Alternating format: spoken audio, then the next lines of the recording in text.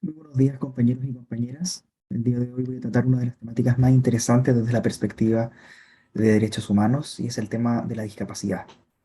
En este sentido, mi aproximación consiste en una visión crítica hacia el Estado de Chile en esta materia.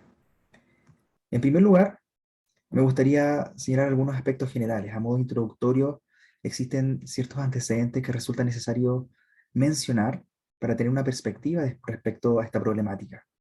En primer lugar, hay que señalar que más de 1.000 millones de personas en el mundo sufren algún tipo de discapacidad. Esto equivale en la actualidad a prácticamente el 15% de la población mundial. También me gustaría mencionar que la discapacidad, desde una primera aproximación o desde una primera perspectiva, es un fenómeno de carácter colectivo, al mismo tiempo que económico y social. En el año 2013, en Chile se realizó una encuesta que arrojó más o menos que el 75% de las personas en condiciones permanentes de discapacidad o aquellas que padecían una enfermedad de larga duración, se encontraban inactivas en la actualidad y no se integran necesariamente a la sociedad. Para poder entender también una aproximación más general, cabe señalar que existen dos instrumentos internacionales que han sido suscritos y ratificados por Chile.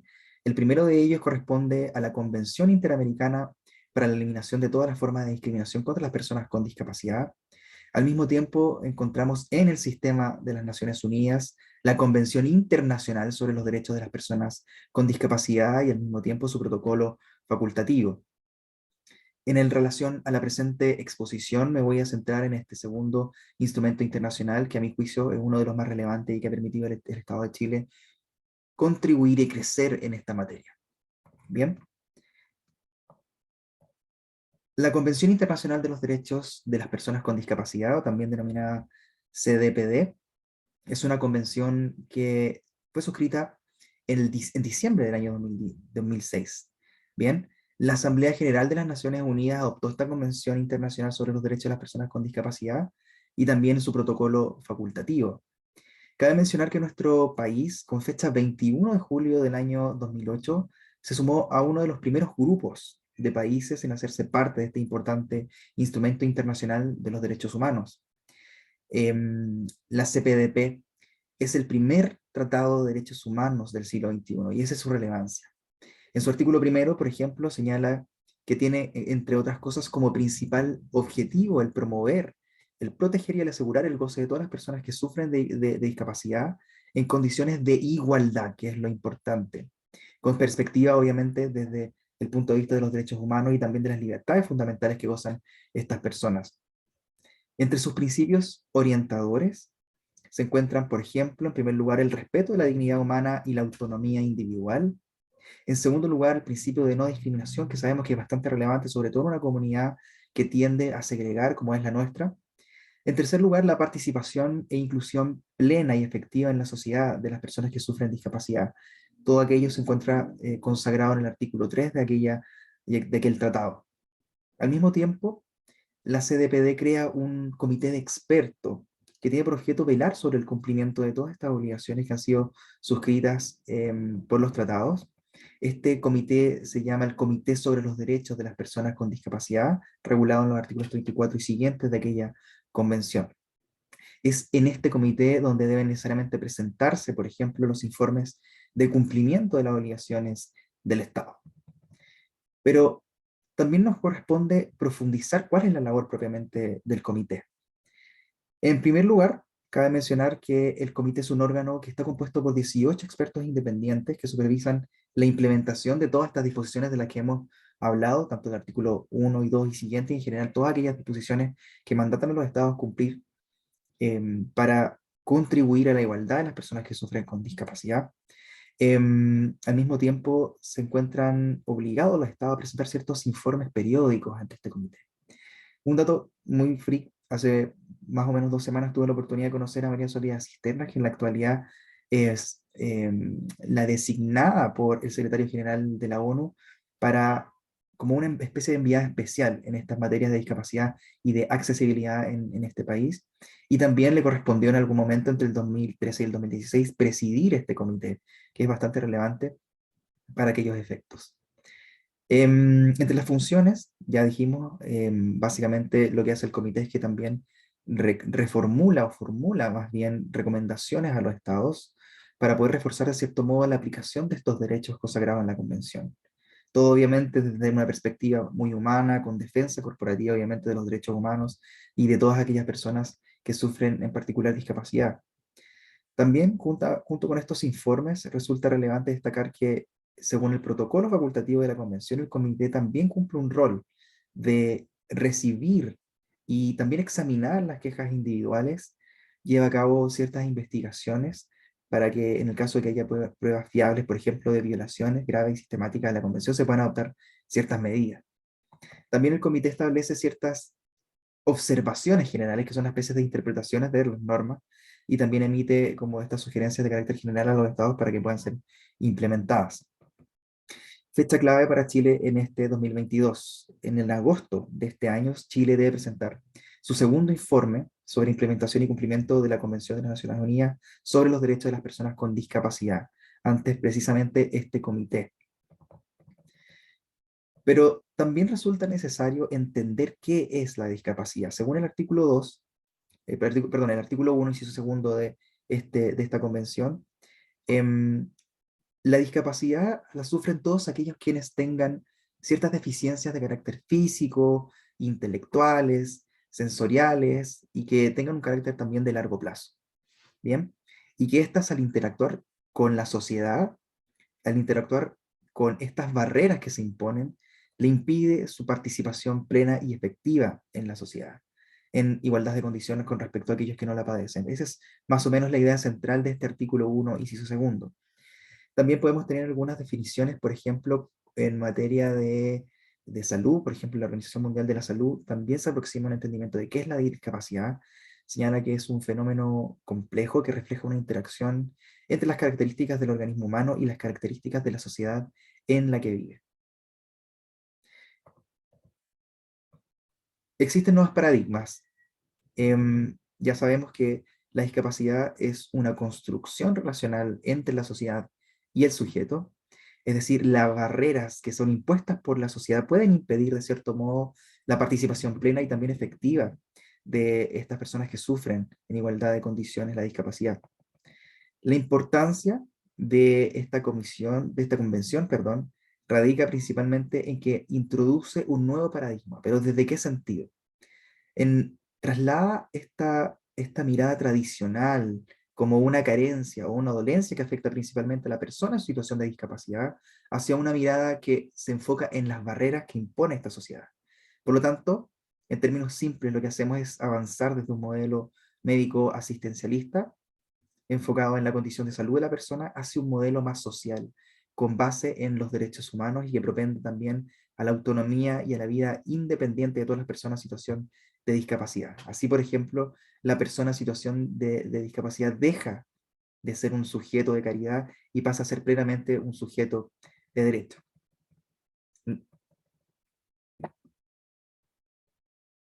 Postura del Estado sobre el tema y cuál es el marco regulatorio en general respecto a aquello.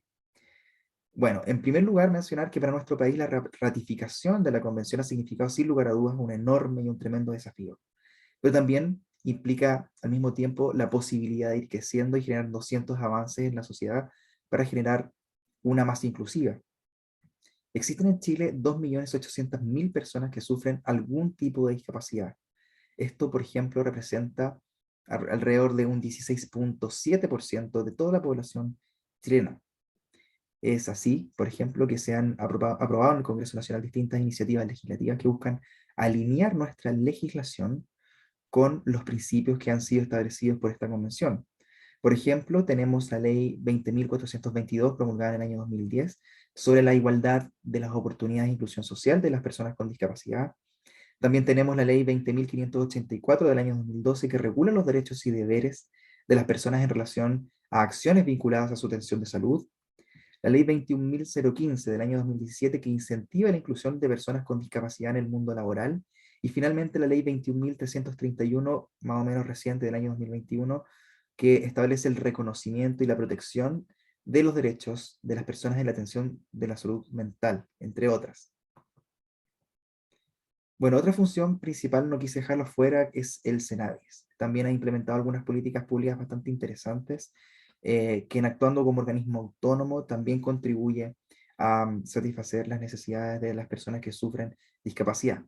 Algunos ejemplos, por ejemplo, la Organización Internacional del Trabajo establece también un programa de fortalecimiento de las capacidades para la inclusión denominado el Más Inclusión, que establece un cierto diálogo de carácter social a través de un proceso de desarrollo e innovación social y generación de competencias en distintos actores que participan allí.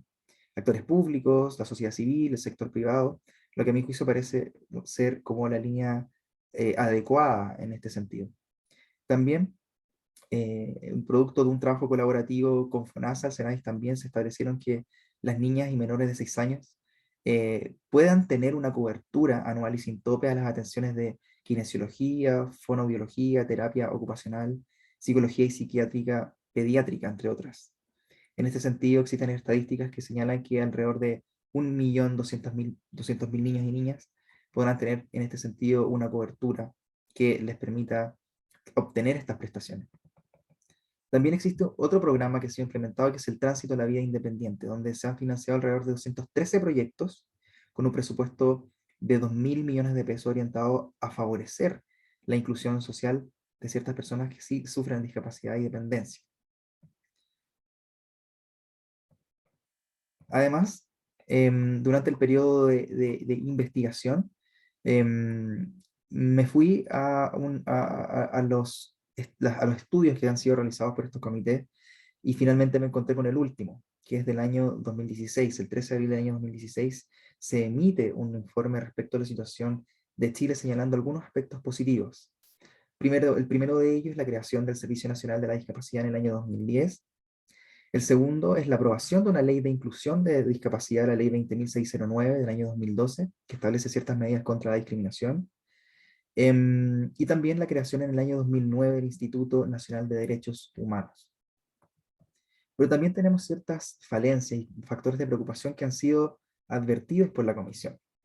En primer lugar, no existe una estrategia de armonización legislativa en nuestro país relativa a las personas con discapacidad, así como también la pertenencia o persistencia del modelo médico y el uso de la terminología peyorativa, como por ejemplo la invalidez, que ha sido consagrado también en nuestro Código Civil.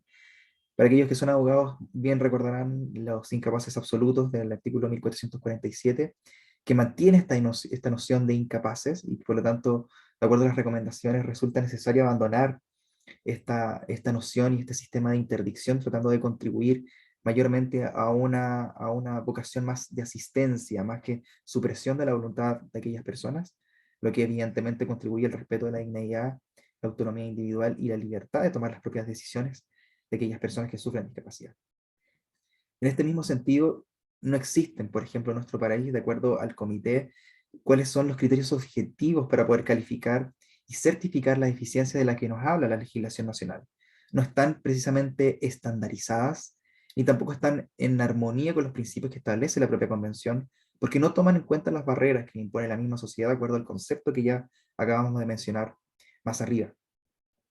Las consultas también a personas con discapacidad no son vinculantes, lo que es advertido también como una falencia por parte de este comité, y en este sentido el Estado tiene necesariamente que adoptar un mecanismo vinculante de consulta a las personas con discapacidad a través de organizaciones para tratar de propender una mayor participación en todo lo que hay en relación con la legislación, las políticas y cualquier otro asunto de relevancia doméstica.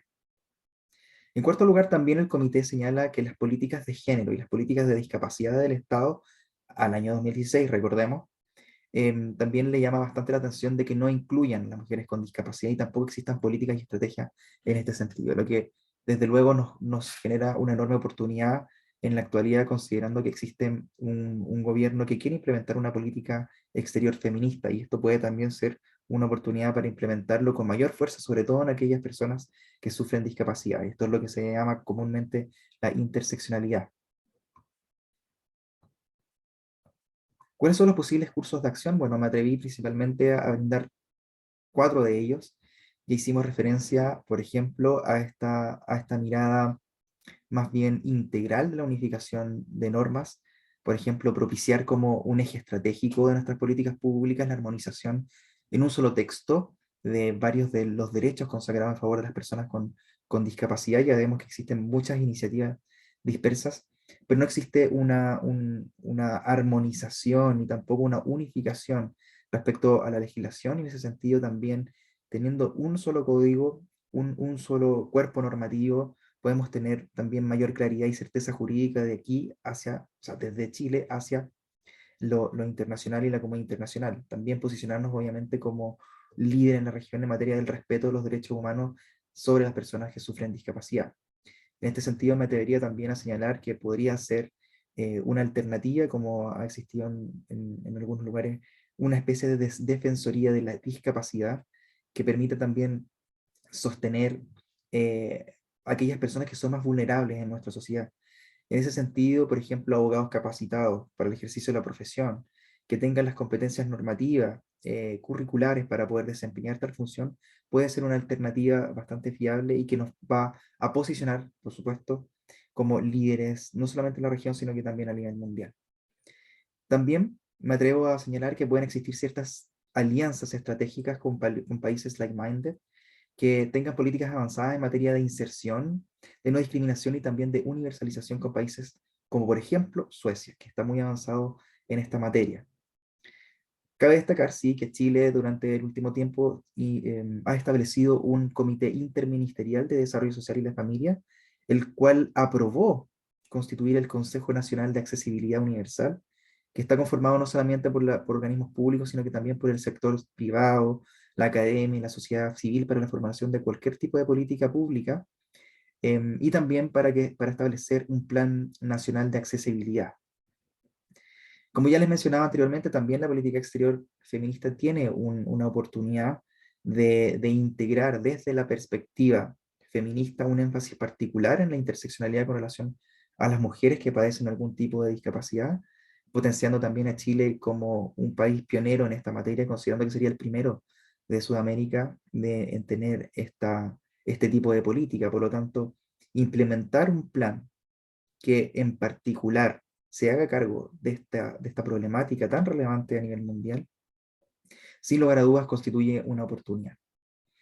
También respecto a la Agenda 2030, si bien la Agenda 2030 no tiene, por ejemplo, un objetivo específico dedicado a la discapacidad, podemos reflexionar que sí se encuentra presente de forma transversal en ella, tanto la CDPD como la Agenda 2030 comparten ciertos objetivos que son comunes, incluyendo especialmente a las personas en situación de discapacidad, lo que es inmediatamente como consecuencia de los principios de universalidad, de integración y de esta frase que nadie se quede atrás, que promueve la agenda.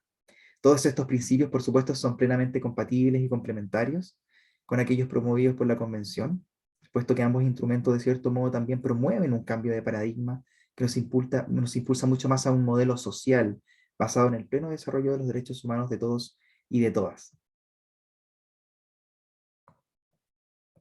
Bueno, brevemente, a modo de conclusión, sabemos que esto representa un enorme desafío para los Estados partes de la Convención, quienes obviamente tienen la obligación de adecuar sus normativas internas para incorporar este nuevo modelo social que hemos establecido a través de la incorporación de ciertas medidas o políticas públicas que sean transversales a distintas temáticas que pueden ser educación, vivienda, salud, seguridad social y otros, por supuesto, y también el acceso a la justicia, que es bastante relevante, sobre todo considerando que nuestra legislación no está acorde a los nuevos tiempos.